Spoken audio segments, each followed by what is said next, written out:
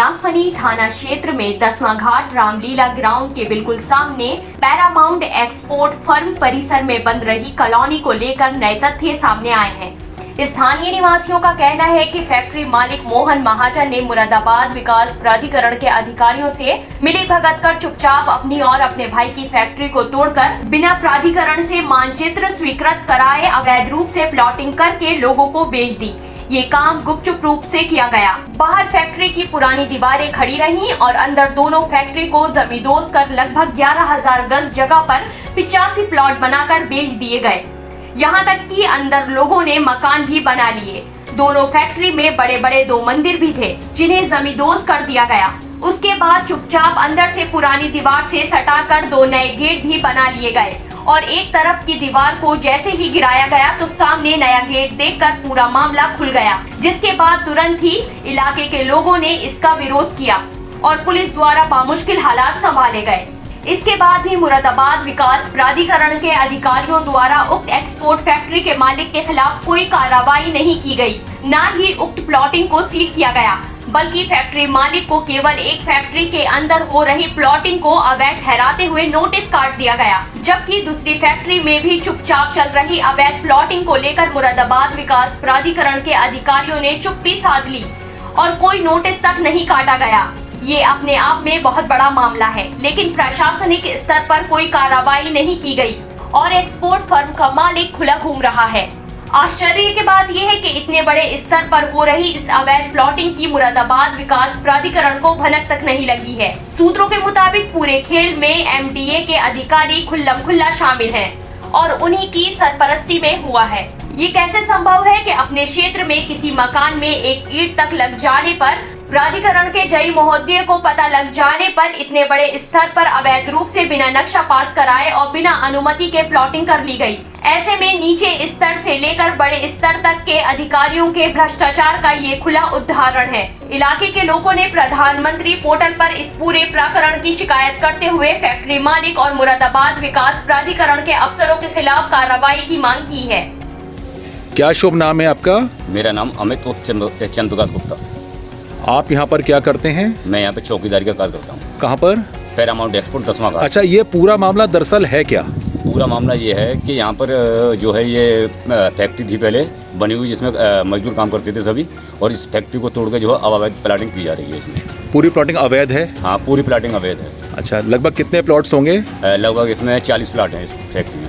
तो क्या इसी फैक्ट्री में अवैध प्लॉटिंग हो रही है, किसी और में भी हो रहा है काम? इसके बराबर एक दूसरी फैक्ट्री और उसमें भी अवैध प्लाटिंग है। वो किसकी है? वो भी इनकी मनमोहन महाजन की। अच्छा अच्छा, तो इसमें विवाद क्या हुआ था पीछे? विवाद ये हुआ था कि इनके 2 रास्ते हैं, केवल इस फैक्ट्री के, पल्ली फैक्ट्री के भी 2 रास्ते हैं। तो ये इसके गेट जो है दूसरे रास्ते पर खोल रहे थे प्लाटिंग करके। अच्छा, तो उसमें मोहल्ले के लोगों ने ऑब्जेक्शन उठाया था, उसके पीछे ये विवाद हुआ है। अच्छा अच्छा, जब ये विवाद हुआ तो उसके बाद क्या मुरादाबाद विकास प्राधिकरण के अधिकारी यहाँ पर आए थे? मुरादाबाद विकास प्राधिकरण दूसरे दिन आए थे यहाँ पर। अच्छा, उन्होंने सील की इस फैक्ट्री को? ना, फैक्ट्री सील नहीं किया था। नहीं, कुछ नहीं किया उन्होंने यहाँ पर, केवल वीडियो बनाकर ले गए थे इसकी। हाँ, और यहाँ जो मजदूर काम कर रहे थे प्लाट में जो है उनको भगा दिया था यहाँ से। अच्छा, सीलिंग की कोई कार्रवाई यहाँ पर नहीं हुई? नहीं। अच्छा, और वो मुझसे कह गए थे कि अगर यहाँ पर कोई अगर अपना प्लाट में मकान वगैरह बनाता है तो आप मुझे सूचित करें और आप यहीं ड्यूटी करें, आप कहीं नहीं जाएंगे यहाँ से। ये किसने कहा आपसे? ये स्टेटिक मजिस्ट्रेट थे एमडीए के। अच्छा, एमडीए के, वो आपसे क्या कह रहे हैं? जी। अच्छा, फैक्ट्रीज कितनी पुरानी थी ये? फैक्ट्री लगभग मेरे ख्याल से 45-46 साल पुरानी फैक्ट्री है। अब नई फैक्ट्रियाँ कहाँ बनाई हैं इन्होंने? ये नई फैक्ट्री दिल्ली रोड 24 होटल के पीछे।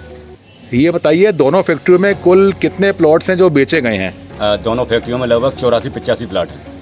अच्छा, रजिस्ट्रियाँ हुई हैं कुछ प्लॉट्स की? हाँ, इस वाले प्लाट की जो रजिस्ट्री हो चुकी है लगभग मेरे ख्याल से 17-18 रजिस्ट्री हो चुकी है। इसकी? इस प्लाटों की, ये सामने जो बने खड़े हैं इनकी रजिस्ट्रियाँ हो चुकी हैं।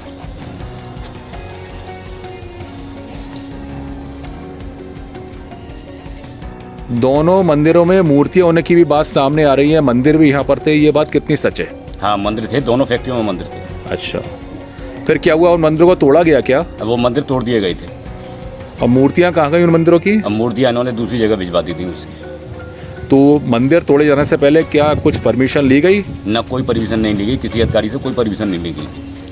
और ये प्लॉटिंग भी चुपचाप चल रही थी? हाँ, प्लाटिंग भी अंदर ही अंदर चुपचाप चल रही थी। मुझसे कह रखा था गेट खोलना मत, गेट को बंद रखना ज़्यादातर। हाँ। गेट जो है खुला नहीं रहना चाहिए अगर प्लाटिंग में कोई काम हो तो उनका। कितने समय से प्लॉटिंग जारी थी? प्लाटिंग में लगभग इसमें 8-9 महीने हो गए। चुपचाप सारी प्लॉटिंग होती रही? चुपचाप सारी प्लाटिंग हो रही है दोनों फैक्ट्रियों में अंदर। दोनों फैक्ट्रियों में।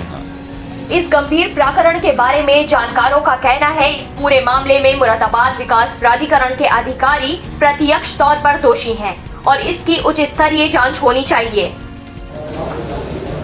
मुझे ये ज्ञात हुआ कि पैरामाउंट एक्सपोर्टर फर्म ने, जो कि कॉमर्शियल स्टेट के नाम से ज़मीन ली गई थी, उसको रेजिडेंशियल उसमें बदल दिया बगैर गवर्नमेंट की परमिशन से।